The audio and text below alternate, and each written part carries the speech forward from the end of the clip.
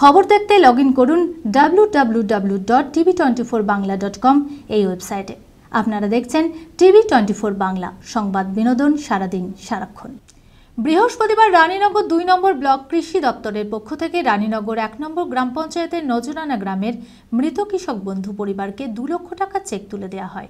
এদিন মৃত কৃষক বন্ধু নাজিমউদ্দিন মণ্ডলের স্ত্রী রেণুকা বেওয়ার হাতে 2 লক্ষ টাকার চেক তুলে দিলেন রানীনগর 2 নম্বর গ্রাম পঞ্চায়েত সমিতির সভাপতি শাহ আলম সরকার। এই চেক পেয়ে উপকৃত মৃত কৃষক বন্ধু নাজিমউদ্দিন মণ্ডলের স্ত্রী।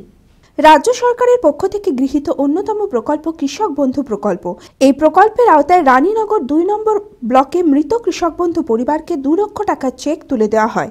বৃহস্পতিবার রানীনগর 2 নম্বর ব্লক কৃষি দপ্তরের পক্ষ থেকে রানীনগর 1 গ্রাম পঞ্চায়েতের নজরানা গ্রামের মৃত কৃষক বন্ধু নাজিমউদ্দিন মণ্ডলের স্ত্রী রেণুকা বেওয়ার হাতে 2 লক্ষ টাকার চেক তুলে দেওয়া হয়। চেকটি তুলে দিলেন রানীনগর 2 নম্বর গ্রাম পঞ্চায়েত সমিতির সভাপতি শাহ আলম সরকার।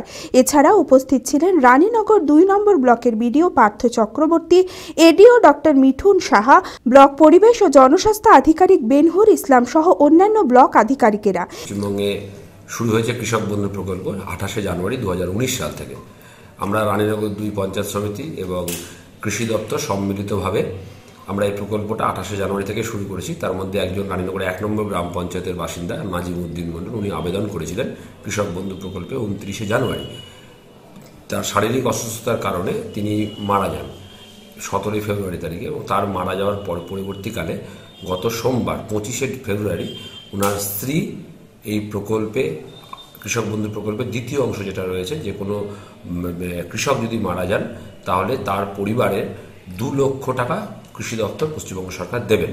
সেটাই আমরা আবেদন পাই 25 তারিখ রাত্রি প্রায় সন্ধ্যেবেলা উনি আবেদনটি আমাদের করণে জমা করেন, এবং আজকে একটি সংক্ষিপ্ত অনুষ্ঠানের মাধ্যমে রানীনগর 2 পঞ্চায়েত সমিতির সভাপতি এবং সমস্ত উন্নয়ন আধিকারিক সেই মৃত কৃষকের স্ত্রী রেণুকা বিবির হাতে 2 লক্ষ টাকার সংশয়পত্র এবং চেক তুলে দিয়েছে। এই চেক পেয়ে উপকৃত মৃত কৃষক বন্ধু নাজিমউদ্দিন মণ্ডলের স্ত্রী রেণুকা বেওয়া। 2 লাখ আমার স্বামী মারা গেছে, তাই রেখে দিতে হবে সে টাকা। আমার নিজের ভবিষ্যৎ নাই। বাড়িতে এখন আমার 2 মেয়ে তো বিয়ে দিয়ে দিয়েছি, আর এখন আমার ছেলে, আমি, বউ, আমরা বাড়িতে এখন 3 জন। ভালোই লাগবে, কি করবো, রেখে দিতে হবে টাকা। হ্যাঁ, লাগবে তো। আপনারা দেখছেন TV24 বাংলা। TV24 বাংলার সমস্ত খবরের আপডেট পেতে ইউটিউবে সাবস্ক্রাইব করুন TV24 বাংলা চ্যানেলটিকে, এবং সাবস্ক্রাইবের পর অবশ্যই বেল আইকনটি একবার ক্লিক করুন। কমেন্টস আর শেয়ার করতে ভুলবেন না।